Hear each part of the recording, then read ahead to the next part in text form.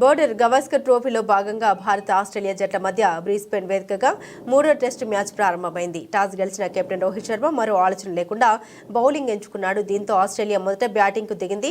ప్లేయర్ల మెరుపులు చూద్దామనుకుంటే వరుణుడు ఆటంకం కలిగిస్తున్నాడు. వర్షం కారణంగా మ్యాచ్ ఆగిపోయింది.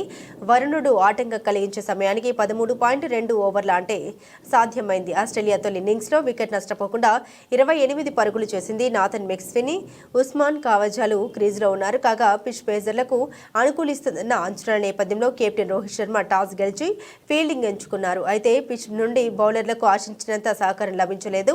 బంతి స్వింగ్ అవుతుందని భావించినప్పటికీ అలా జరగడం లేదు. దీంతో బుమ్రా కాస్త అసహనానికి లోనయ్యాడు.